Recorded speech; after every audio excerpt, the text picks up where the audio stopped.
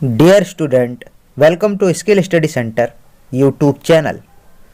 दोस्तों, आज हम लोग ज्यामिति में त्रिभुज पर आधारित प्रश्न करेंगे जो आपके एग्ज़ाम के पॉइंट ऑफ व्यू से बहुत ज़्यादा हेल्पफुल है।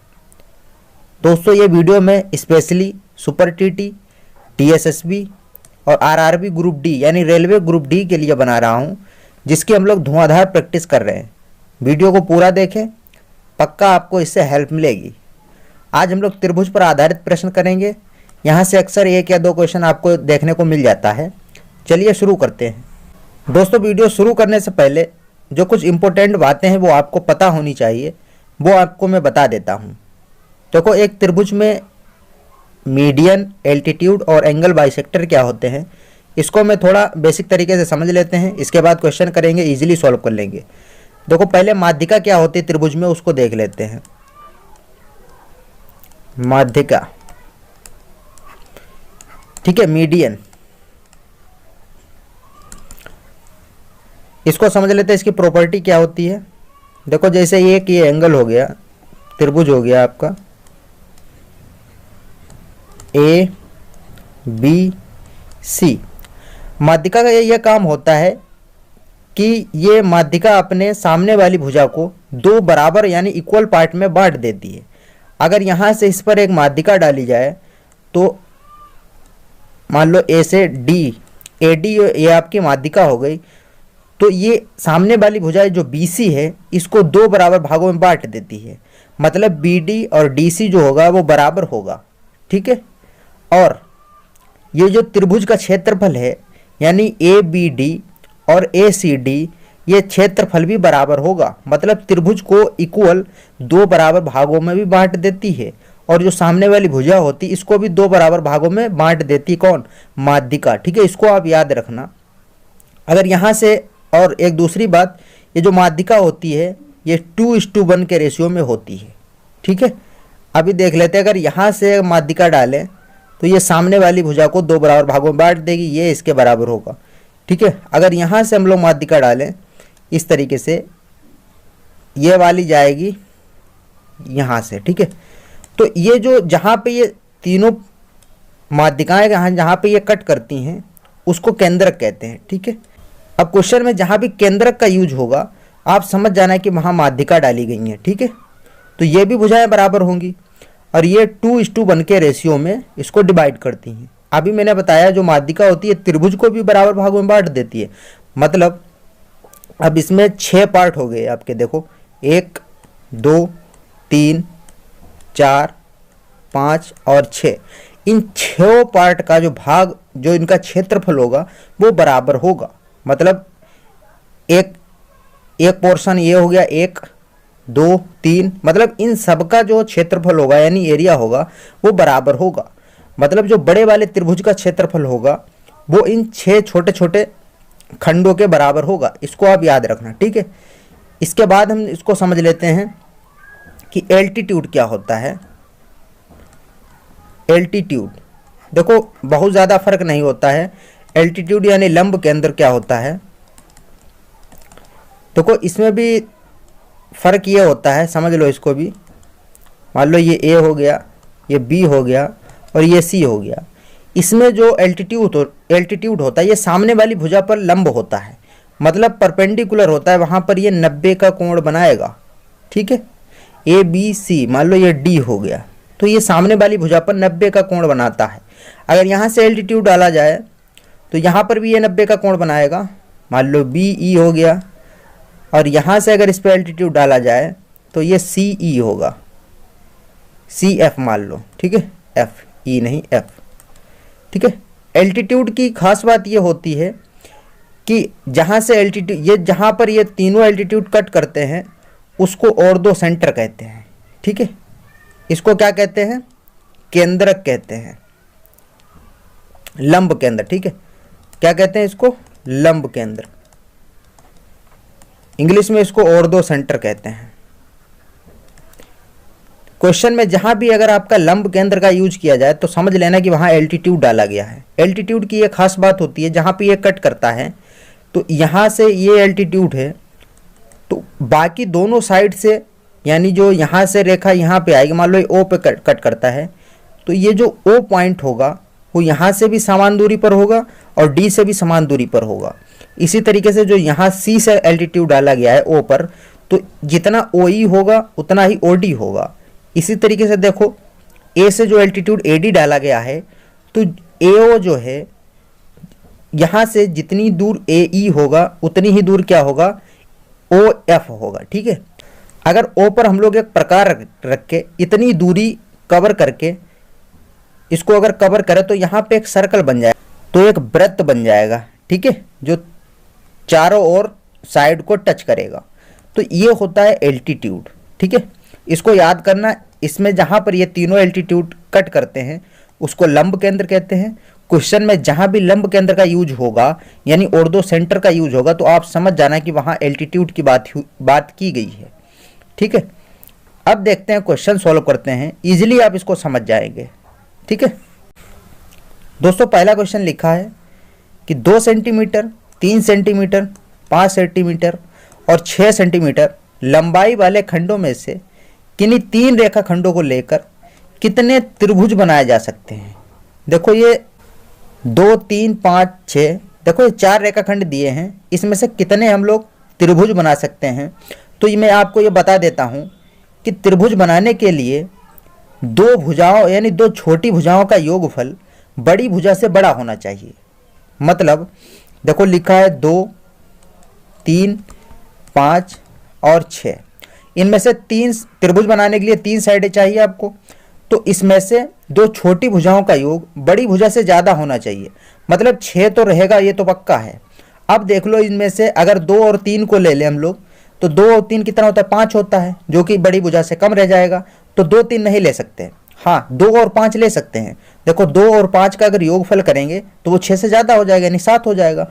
तो एक त्रिभुज तो ये तो कन्फर्म बन जाएगा, 2 और 5, 6, एक त्रिभुज ये बन जाएगा। देखो 2 छोटी भुजाओं का योग बड़ी भुजा से बड़ा होना चाहिए, मतलब 5 और 2 7, 6 से बड़ा हो जाएगा। ठीक है, एक त्रिभुज बन गया।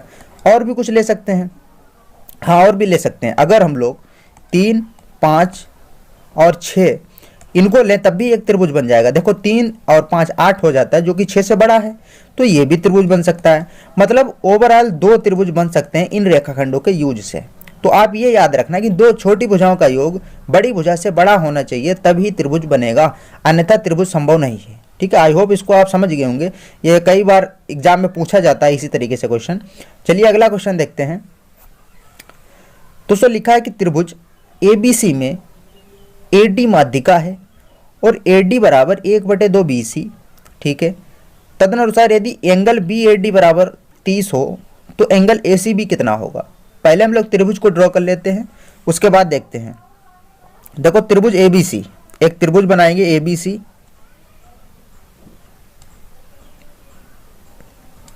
ये हो गया त्रिभुज ABC ABC। इसने कहा कि जो AD है वो माध्यिका है, मतलब माध्यिका भी बताया था, जो सामने वाली भुजा है इसको 2 बराबर भागों में बांट देगी। ठीक है, जितनी ये D हो गया, मतलब जितनी BD होगी उतना ही DC होगी, मतलब BD बराबर DC माध्यिका के अकॉर्डिंग हो गया। ठीक है, अब देखो क्या दिया है, इसने लिखा है जो AD है वो 1/2 BC का है। मतलब BC अगर मान लो 2 है, BC मान लो 2 है, तो AD जो है वो 1/2 BC है। ठीक है, तो ये कितना होगा, AD कितना होगा, AD देखो 1 होगा। ठीक है, अगर ये 2 है तो 1 होगा, क्योंकि ये आधा है BC का AD। ठीक है, और ये जो AD है हमने बताया कि सामने वाली भुजा को बराबर 2 भागों में बांट देती है। मतलब अगर BC 2 है तो पक्का इसने 2 भाग में इसको बांटा होगा, एक ये हो जाएगा और एक ये हो जाएगा। ठीक है, तो एक ये हो गया, एक ये हो गया, एक ये हो गया। देखो जब भी इस तरह की कंडीशन बने कि एक तीनों भुजाएं बराबर हों तो हमेशा ये एंगल 90 का होता है, इसको याद कर लेना। ठीक है, हमेशा 90 का एंगल होता है। इसमें पूछा क्या है, देखो इसमें पूछा है कि एंगल ACB, मतलब ACB, एंगल ACB पूछा है कितना होगा। तो हम लोग इसको कैसे निकालें, अब देखो इसको सॉल्व कैसे करेंगे। दे भी रखा है कि एंगल BAD बराबर 30 है, मतलब B ए और डी बराबर कितना है 30। ये एंगल जो दिया है, ये एंगल दिया है 30, इसको ध्यान से समझना, ठीक है। ये एंगल 30 दे दिया है। अब देखो ये भी एक है, ये भी एक है, मतलब ये भुजा इसके बराबर है। और एक चीज़ यहाँ आप याद रखना कि त्रिभुज में अगर दो भुजाएं बराबर हैं तो दो एंगल भी बराबर होंगे। अगर इसमें देखो ये भुजा और ये भुजा बराबर है तो इन भुजाओं के सामने वाला एंगल बराबर होगा, मतलब ये एंगल और ये एंगल आपस में बराबर होंगे। देखो ये एंगल हो गया 30 का, तो पक्का ये भी कितने का होगा 30 का। ये भी एंगल बी भी कितने का होगा 30 का ही होगा। अब दो त्रिभुज, आपको त्रिभुज में दो एंगल पता है तो आप तीसरा एंगल निकाल सकते हैं। देखो ये 30 हो गया, ये 30 हो गया, कितना हो गया 30 30 60 हो गया, और 180 से घटा दे तो हमको एंगल डी मिल जाएगा। तो 160 से 160 घटा दें 180 से तो 120 बचेगा। एंगल डी जो है वो 120 बचेगा। अब जब ये एंगल 120 हो गया, ये पूरा कितने का होगा? देखो पूरा एंगल तो 180 का होगा, 120 यहाँ हो गया तो ये पूरा कितने का होगा? तो पक्का ये 60 बचा है, ठीक है, ये 60 बचा। अब यहाँ देखो, यहाँ भी ये साइड और ये साइड बराबर है, मतलब जितना एंगल सी होगा उतना ही एंगल ए होगा। मतलब मान लो ये एंगल x हो गया, ये एंगल x हो गया और ये भी एंगल x हो जाएगा, ठीक है, x डिग्री, और ये 60 हो गया। तीनों त्रिभुज के तीनों कोणों का योगफल 180 होता है, मतलब x प्लस x प्लस ये एंगल 60 हो गया, एंगल डी 60 है, बराबर 180।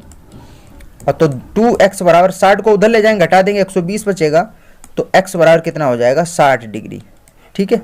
तो ये भी 60 का हो जाएगा और ये भी 60 का हो जाएगा, ठीक है। देखो ये 60 हो गया और ये 30 हो गया। मैंने बताया था कि ये हमेशा 90 का होता है, तो ये 90 डिग्री भी हो जाएगा।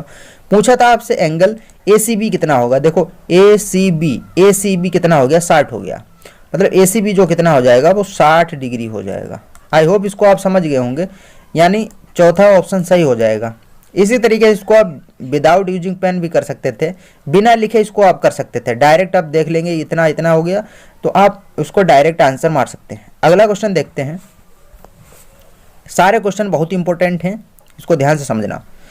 लिखा कि यदि 72 वर्ग सेंटीमीटर वाले त्रिभुज, मतलब एक त्रिभुज है उसका क्षेत्रफल दिया है कि 72 वर्ग सेंटीमीटर, ठीक है, तो जिसका केंद्रक, देखो केंद्रक यूज हो गया, केंद्रक का मतलब कि माध्यिका होगी पक्का। ABC का केंद्रक G हो और AD BE और CF उसकी 3 माध्यिकाएं हों, तो त्रिभुज BDG का क्षेत्रफल कितना होगा? बहुत सिंपल है। माध्यिका मैंने अभी आपको थ्योरी में बताया भी था। मान लो ये एक त्रिभुज हो गया, बड़ा सा बना देते हैं जी, आपको समझने में आसानी हो, ठीक है। A, B और C कह रहा है कि ABC का केंद्रक G है, ठीक है, और AD मतलब एक माध्यिका यहां से डाली गई D, ठीक है। ये जो D है BC को 2 बराबर भागों में बांट देगी, ठीक है। दूसरा कह रहा है कि BE जो B से माध्यिका डाली जाएगी वो E AC पर B, यानी इसको 2 बराबर भागों में बांटेगी, ठीक है। और तीसरी माध्यिका है CF, मतलब यहां से हम लोग जो माध्यिका डालेंगे CF, ठीक है। कह रहा है कि ये काट रहे हैं किस पे? केंद्रक G, ठीक है, G पर काटते हैं, तो G केंद्रक हो गया। तो त्रिभुज BDG का क्षेत्रफल, मतलब देखो किसका क्षेत्रफल पूछा जा रहा है, BDG, मतलब ये जो त्रिभुज है इसका क्षेत्रफल पूछा जा रहा है। मैंने आपको बताया था माध्यिका जब भी डाली जाती है ये बराबर सामने वाली साइड को 2 बराबर भागों में तो बांटती ही है, ये पूरे त्रिभुज को भी 2 बराबर भागों में बांट देती है।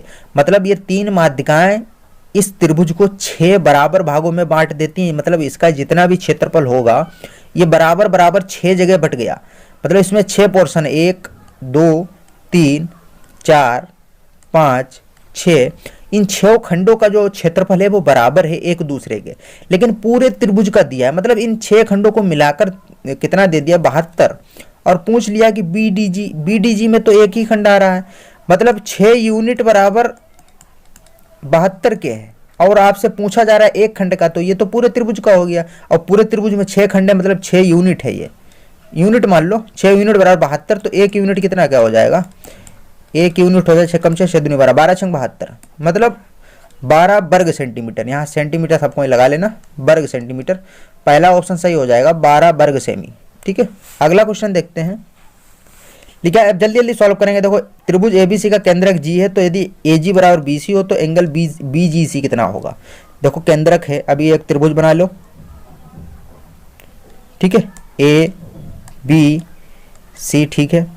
कह रहा है कि त्रिभुज एबीसी का केंद्रक जी है और जिसमें एजी बीसी के बराबर है, इसको मान लो यहाँ ये माध्यिका हो गई आपकी ए डी, ठीक है। केंद्रक यहाँ पे कट करेगी, मान लो ये केंद्रक हो गया, ए जी बी सी के बराबर है, ठीक है, मतलब ए जी जो है वो बी सी के बराबर है, ठीक है, मतलब ये भुजा इस बी सी के बराबर है, ठीक है। अच्छा मैंने आपको बताया था जो माध्यिका होती है वो 2:1 के रेशियो में कट करती है। अगर यहाँ से हम एक और माध्यिका डाल दें ये, तो ये भी 2 होगा, ये भी 2, ये भी 2 होगा, और ये बराबर वाली सामने ये 1 होगा। अगर ये 2:1 है तो ये अगर 2 होगी तो इसको भी ये 1 में डिवाइड कर देगी, 2 बराबर भागों में बांट देती माध्यिका, तो ये भी 1 होगा, ये भी 1 होगा, ठीक है। आपसे पूछा क्या है, देखो बीजीसी, मतलब बीजीसी ये पूछा है आपसे, यहाँ से माध्यिका डालो तो ये भी 2:1 में करेगी तो ये भी 2 हो जाएगा, ठीक है। अब देखो अभी मैंने आपको प्रूव करके बताया था, जब भी ये वाली कंडीशन बने कि देखो इसमें क्या है बी डी और डी सी और ये डी जी ये तीनों बराबर हैं, 1 1 1, जब भी ये कंडीशन होती है तो हमने अभी बताया था पक्का ये हमेशा 90 एंगल का 90 का कोण होता है, ठीक है। ये पक्का हमेशा याद रखना है जब भी ये कंडीशन बने। अभी मैंने पीछे आपको प्रूव करके भी दिखाया था, तो इसका ऑप्शन ए सही हो जाएगा। पहला यही पूछा जा रहा है कि बी जी सी पूछा जा रहा है, ठीक है, तो ये हमेशा 90 का होगा। आई होप इसको आप समझ गए होंगे। अगला क्वेश्चन देखते हैं। दोस्तों लिखा है त्रिभुज एबीसी में ओ केंद्रक है और एडीबी से 3 माध्यिकाएं उसी तरीके से हैं और एओई का क्षेत्रफल 15 सेंटीमीटर वर्ग सेमी है, तो चतुर्भुज का क्षेत्रफल ज्ञात कीजिए, ठीक है। देखो त्रिभुज बनाएंगे बहुत जल्दी से, ध्यान से समझना इसको, सेम क्वेश्चन है उसी तरीके का, मेंटली कर लेंगे इसको, बस आपको डायग्राम बनाना आना चाहिए। मान लो ये त्रिभुज हो गया ए बी सी, माध्यिकाएं खींच लो जल्दी, 3 माध्यिकाएं हैं, ये हो गया ए डी, पहली माध्यिका हो गई, देखो ए डी हो गई, ठीक है, दूसरी बी ई,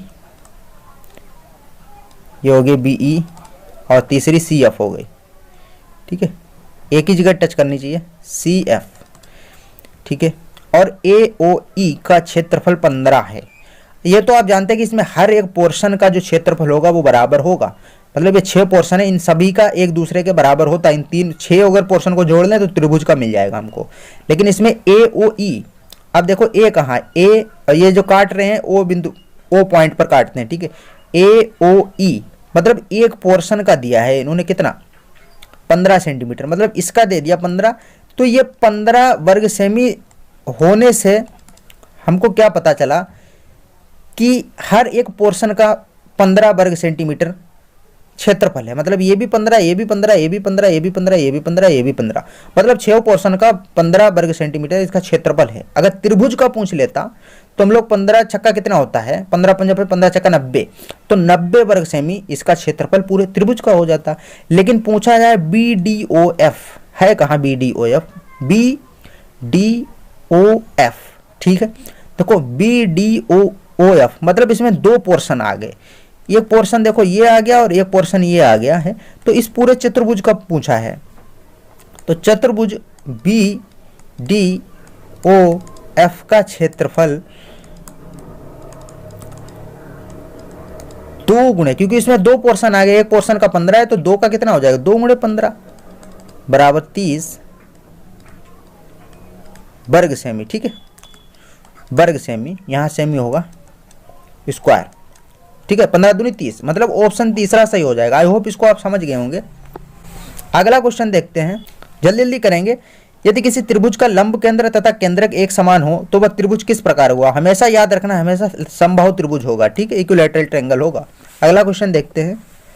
एक त्रिभुज में यदि 3 शीर्षलंब बराबर हो तो त्रिभुज वो भी कौन सा होगा, हमेशा समबाहु त्रिभुज होगा। याद रखना समबाहु त्रिभुज ही होता है जिसमें शीर्ष सब बराबर होते हैं।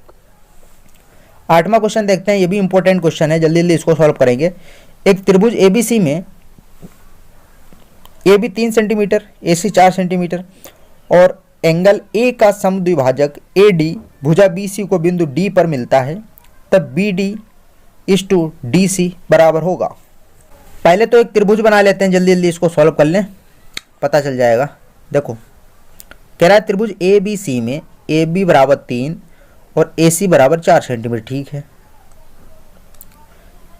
ये एक त्रिभुज हो गया ए बी सी।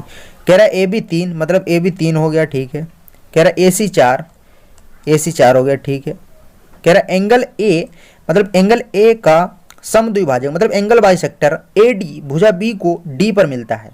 मतलब इस एंगल का अगर बाइसेक्टर करें वो डी पर मिलता है और BC को बिंदु D पर काटता है। ठीक है, BC को D पर मिलता है तब BD इस टू DC का मान क्या होगा। ठीक है, देखो एंगल जितना ये होगा उतना ही ये होगा क्योंकि ये बाइसेक्टर एंगल को 2 बराबर भागों में बांट देता है। अगर ये 90 होगा तो 45 का ये होगा, 45 का ये होगा, जितना भी हो। तो इसका रेशियो बताए। देखो ये 2 त्रिभुज बन रहे हैं इसमें, एक ABD और दूसरा ACD या ADB या ADC एक दूसरे के सिमिलर हैं। ठीक है, तो सिमिलरिटी अगर यहाँ हम लोग लगाएंगे तो देखो AB इस त्रिभुज की ये वाली साइड और बटे AC इसका रेशियो बराबर होगा किसके, BD अपॉन DC के। ठीक है, और ये किसके बराबर है 3:4। ठीक है, तो इनका रेशियो 3:4 ही होगा। ऑप्शन दूसरा सही हो जाएगा। आई होप इसको आप समझ गए होंगे। तो 3:4 इसका ऑप्शन, इसका बी ऑप्शन सही हो जाएगा। अगला क्वेश्चन देखते हैं। लिखा कि मान लीजिए त्रिभुज ABD में, देखो ABC नहीं, यहाँ लिखा है ABD में कोण ADB 20 हो और CBD पर एक ऐसा बिंदु है जिसमें AB AC के बराबर हो और CDC ये है, तो कोण ABC का माप कितना होगा। इसको मेंटली कर लेंगे। एक त्रिभुज बना लेते हैं ABD। मान लो ये एक त्रिभुज हो गया आपका इस तरीके से, A B और D, ABD हो गया त्रिभुज। ठीक है, अब कह रहा है कि इसमें कोण ADB मतलब ADB वो 20 डिग्री का है, ये कोण हो गया वो 20 डिग्री का हो गया। ठीक है, कह रहा है CBD पर यानी इस BD पर कोई C है, ऐसा बिंदु है जिसमें AB AC के बराबर है। मतलब जो AB होगा वो AC के बराबर होगा। मतलब यहाँ पर कोई एक C पॉइंट है, कहीं पर भी हो सकता है, ये C पॉइंट है जिसमें वो AB वो AC के बराबर है। मतलब यहाँ से अगर इसको हम लोग मिला दें तो AB और AC के बराबर है, वो उसने दिया है। AB AC के बराबर है मतलब ये भुजा के बराबर है और CD यानी जो CD है वो CA के बराबर है। लो CD CA के बराबर मतलब ये भुजा और ये भी बराबर, मतलब 3 भुजाएं बराबर मिल गई। एक CD मिल गई, एक CA मिल गई और एक AB मिल गई, तीनों भुजाएं बराबर। और इसने एक एंगल बता रखा है कि ये 20 है। ठीक है, तो कोण ABC का मान ज्ञात कीजिए। ABC इसका कोण आपको पता होना चाहिए क्या होगा। ठीक है, अब देखो इसको सॉल्व कैसे करें। यहाँ से सॉल्व करना शुरू करो। इसमें देखो एक भुजा ये हो गई और एक भुजा ये हो गई। अभी मैंने बताया अगर त्रिभुज में 2 भुजाएं बराबर हैं तो पक्का 2 एंगल भी बराबर होंगे। कौन कौन से एंगल बराबर होंगे, जो भुजाएं बराबर हैं उसके सामने वाले एंगल बराबर होते हैं। मतलब इस भुजा के सामने एंगल 20 है तो ये बराबर होगा इस वाली भुजा के सामने एंगल कौन सा होगा, A। मतलब ये 20 है तो पक्का ये भी 20 होगा। त्रिभुज के तीनों कोण 180 होते हैं। ये इधर कितने हो गए 40 और अभी बचा कितना है, मतलब 140 एंगल अभी बचा है तो पक्का ये 140 होगा। ठीक है, तभी तो तीनों का 180 हो पाएगा। अब देखो जब ये 140 है ये पूरा एंगल कितने का होगा, ये पक्का 180 का होगा। तो ये कितने का बचा, जब 140 उधर हो गया तो पक्का ये 40 बचा। ठीक है, जब ये 40 हो गया, अब देखो पूछा गया ABC, B एंगल पता होना चाहिए। इसमें भी देखो 2 भुजाएं बराबर हैं, मतलब ये भुजा बराबर है तो इसके सामने का एंगल बराबर होगा और ये भुजा बराबर है तो इसके सामने का एंगल बराबर होगा। मतलब ये 40 है तो पक्का ये भी 40 होगा। तो यही तो पूछा जा रहा है, ए बी सी, तो एंगल ए बी सी बराबर 40 डिग्री। आई होप इसको आप इजीली समझ गए होंगे, मेंटली कर सकते थे, तो पहला ऑप्शन सही हो जाएगा। अगला क्वेश्चन देखते हैं। लिखा कि एक अधिक कोणीय त्रिभुज एबीसी में ए अधिक कोण है और ओ उसका लंब केंद्र है, तदनुसार यदि कोण बीओसी बराबर 54 हो तो कोण बीएसी का मान ज्ञात कीजिए। देखो एल्टीट्यूड का एक आपको हम कंसेप्ट बता देते हैं। जब भी कोई त्रिभुज दिया हो इस तरीके से ए बी, ये याद रखना बहुत इंपॉर्टेंट है, और आपसे कहा जाए कि इसमें एल्टीट्यूड डालिए, तो एल्टीट्यूड मैंने बताया था कि सामने वाली साइड होती है उस पर 90 का कोण बनाता है। मान लो ये ए डी हो गया, बी से डाल दिया हमने यहाँ पे बी ई हो गया, ठीक है, और यहाँ से एल्टीट्यूड डाल दिया, ये हो गया सी एफ, ठीक है। जहाँ पे ये कट करता था मैंने आपको बताया था उसको कहते हैं जी। ओ मान लो उसको कहते हैं ऑर्थो सेंटर। कौन सा सेंटर? ऑर्थो सेंटर, लंब केंद्र, ठीक है, लंब केंद्र। तो मैं आपको ये बताना चाह रहा हूं, तो इसमें जो angle BOC plus angle BAC बराबर होता है 180 के, 180 डिग्री के।